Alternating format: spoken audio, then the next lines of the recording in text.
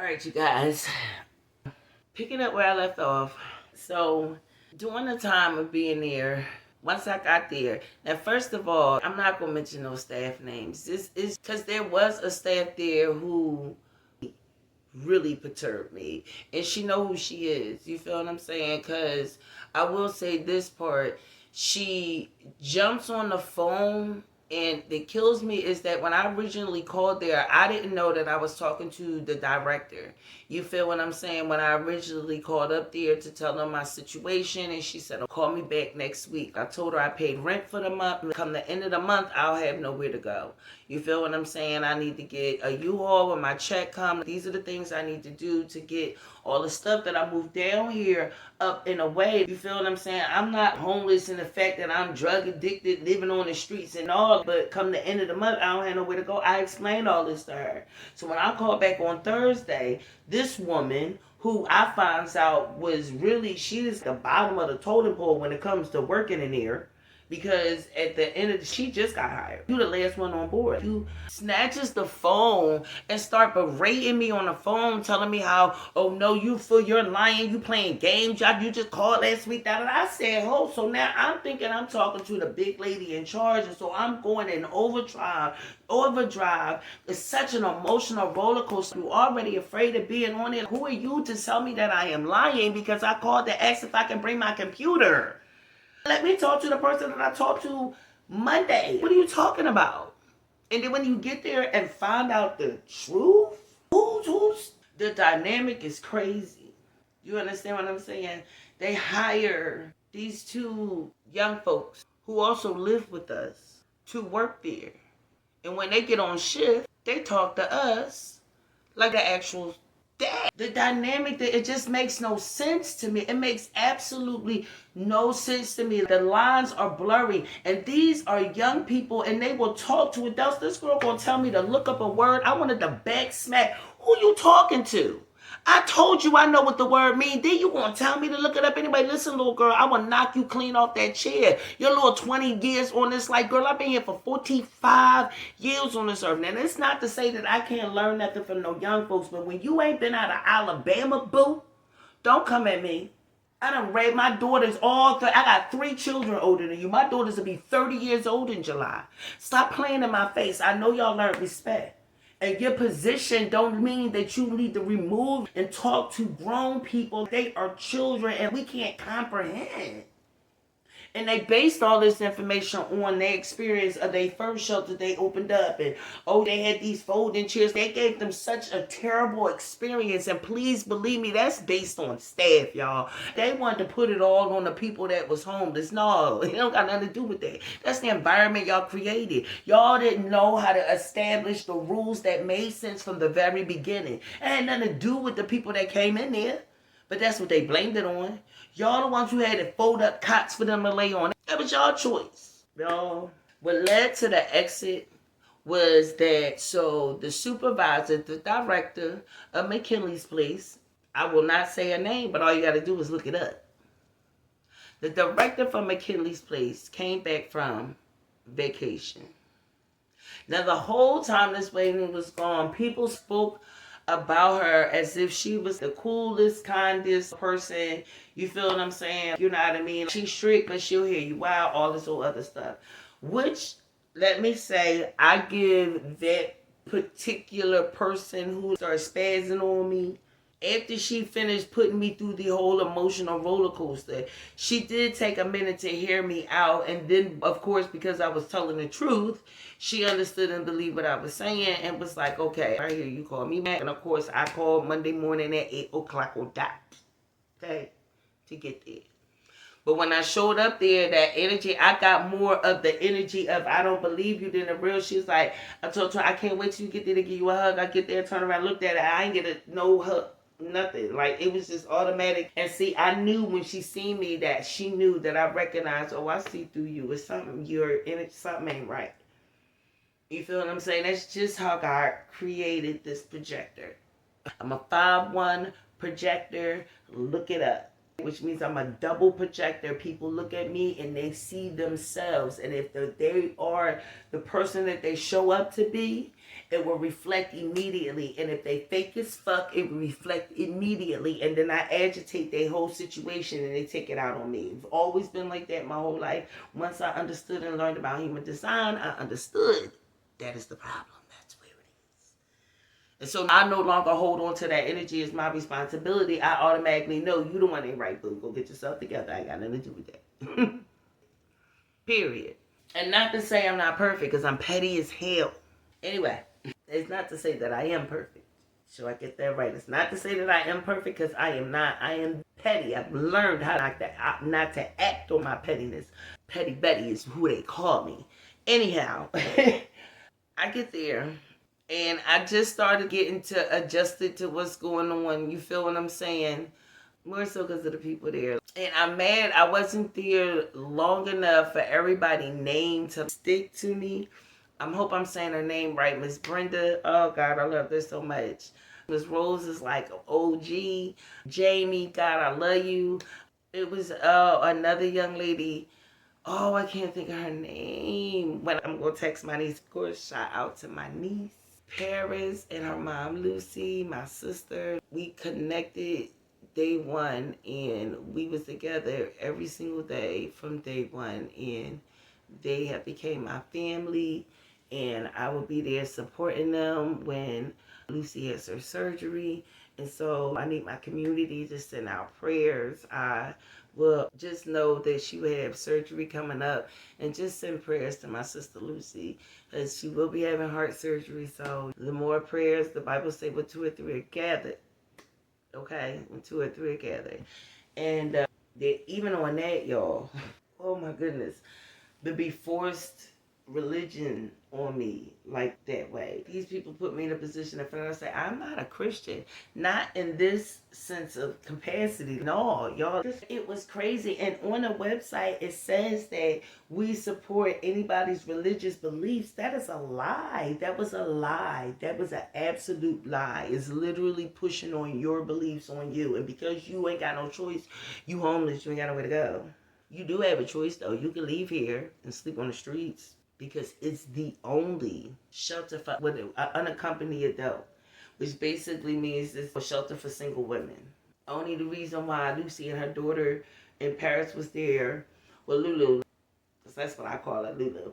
With Lulu, because Lulu was there because heart issues and had a doctor down there, and her daughter left to come down there to be with her mom. She was 25, so they were both adults. They control where we sat, y'all. They had assigned seating, and they could up and move your seat. Anytime they feel like it, they want to separate the end, whatever. They feel you getting a little too comfortable with somebody. It things like if they can't help you, if somebody else who can help you, they can't. There's women there who live there who drove car, who had a car, and maybe my sister needed help to get to the doctors. The person with the vehicle is not even allowed to take the person to the doctor. Nope. So now you in a position of feeling like you gotta sneak to go help somebody. Wait a minute. What? Oh, cause too many problems, cause too many confusions. This person might want to fight that, the third. That person might want to fight the third. But so you decided to come up with these restrictive rules as opposed to just removing the problem out of there? It's not that complicated. You think the shelters that I lived at back home, they didn't have issues of people showing up too drunk? You ain't coming in here tonight, bye. And you getting a write-up. And if you get 3 of these write-ups, you out of here. So you make that choice and decision. You feel what I'm saying? They hired a security guard staff to be at the door. You come in, you have to sign the book when you come in. You come in after curfew and you don't have a job, that's a write-up. You share a room with somebody. Listen, the last shelter I was at, you share a room. They was on the door. Be mindful of your roommates. You share a room. Please have your phone on silent. That's all. It was a sign on the door. Not complicated. Just be mindful. If you don't follow the rules and your people who live in the room is complaining that your phone ringing all night, you're getting written up. Right up. I didn't have to have my phone and my personal properties taken away from me. I laid there and watched whatever movie I wanted to watch with my headphones on my head every doggone night till I fell asleep. It was absolutely not a freaking problem. And this was back in 2012, where the technology is not even nowhere near as advanced as it is now. I got a bug this doggone small stuck in my ear and sitting there chilling, minding my business. Anybody need to tell me what time to get up? We had a kitchenette area, so we fed ourselves. We went to the kitchen and cooked ourselves. We had a chore list that they assigned for us every doggone week. Had a caseworker to make sure you was on every list that you need to be on to get the housing that you need to get. Any programs you need to be connected to, you was connected to them. That's how I got connected to Greater Trenton and ended up being Ocean Credit that helped me and got emergency assistance for mine. It don't have to be that way. So the director comes back and unknowns to me, and I should have been suspicious because Miss D came to me out of nowhere. I'm sorry. Because one of the staff came to me out of nowhere and was like, hey, you want to go with me to Chick-fil-A?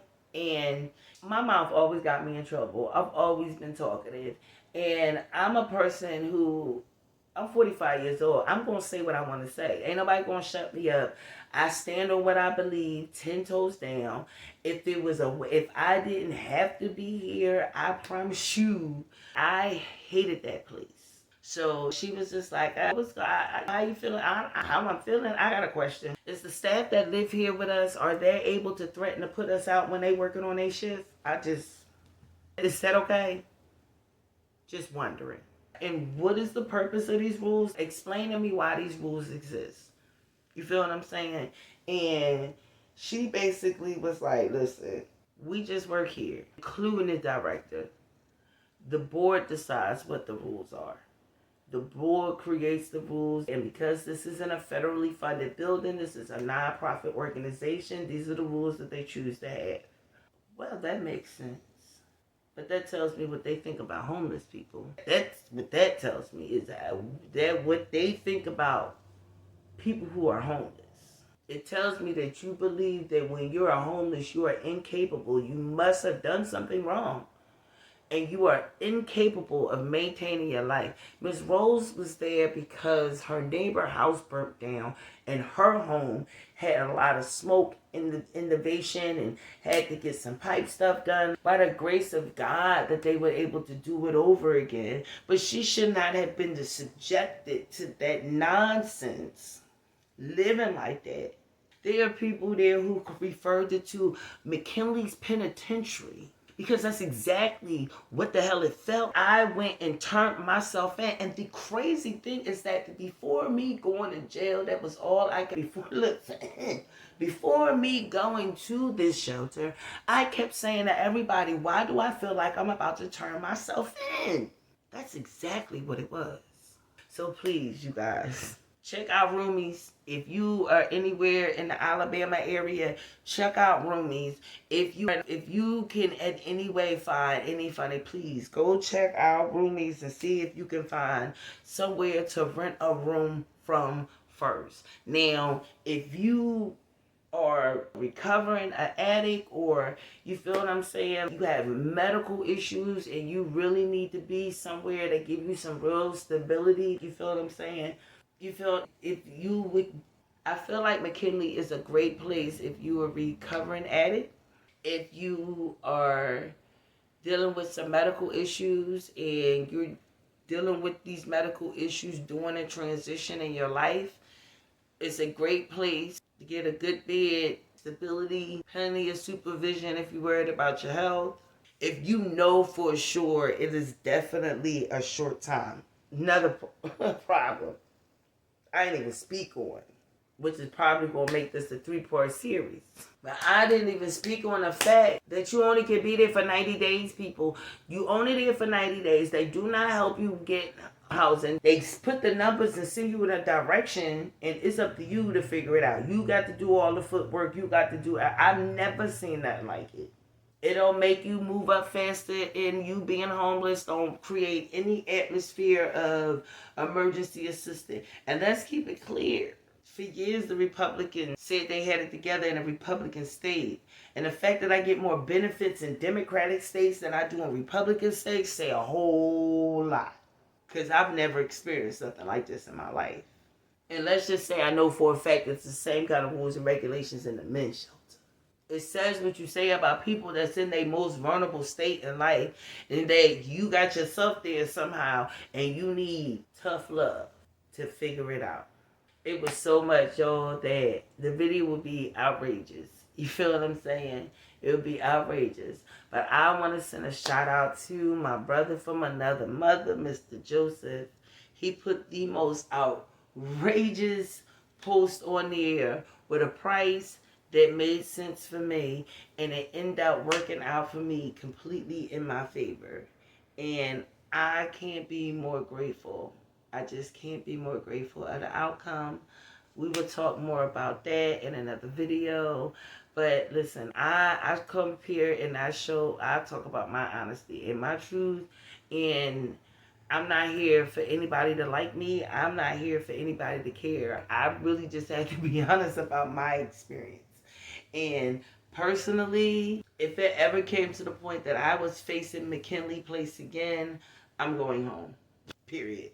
And as long as I got roomies, I'm going to adhere to the promises that I made to my family, and I'm going to stick it out a year. And come the end of this year, if things is still looking wacky and crazy, I'm going to cut my losses, do what I need to do to take my butt home. But the truth of the matter is that I have goals and dreams that the only way it could stop would be me. So we will, within the month of April, we'll start seeing videos of me getting back into working on my business, getting back into transitioning my podcast to Human Design Academy. I will be launching Becoming a Butterfly Human Design Academy, y'all. Yes, it will be on the same, whether y'all know it or not, don't know if you know, but I do have Becoming a Butterfly podcast right here on YouTube, right here.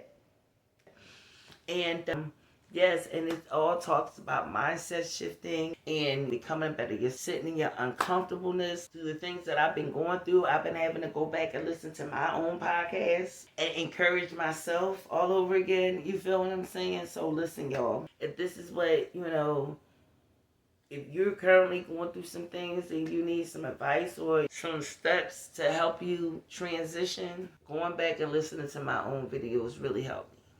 So I will suggest to you to go look at those videos. I just got a lot of ideas that I'm get together. You feel what I'm saying? And we're going to start talking about how I'm going to start bringing more finances into my life right now. And so come the end of the year, I will see the person that I've been working on seeing, who I want to see. You understand what I'm saying? And so that is what my goal is. And that's what we're going to be doing. So thank you for watching. Whew. I am taking one day at a time. But I can say today, I am very happy of where my life is going right now. And I feel like at this place in my life, I just hit rock bottom. Being in that shelter was my rock bottom. And I have from here now to go but up. That's it. So thank you for watching me. I love you so much. Please, if you want to be a part of the Butterfly Squad, all you need to do is hit that subscribe button. Make sure you hit that bell icon so that you will be notified every time I upload a video, because I'm going to be honest with you, as my projector self, we going to upload videos with purpose and not just to be uploading videos. So yes, it's a must that you hit that bell icon. So when my next video is uploaded, you just let you know. Guys, I love you so much. Thank you for joining me, and I see you next time.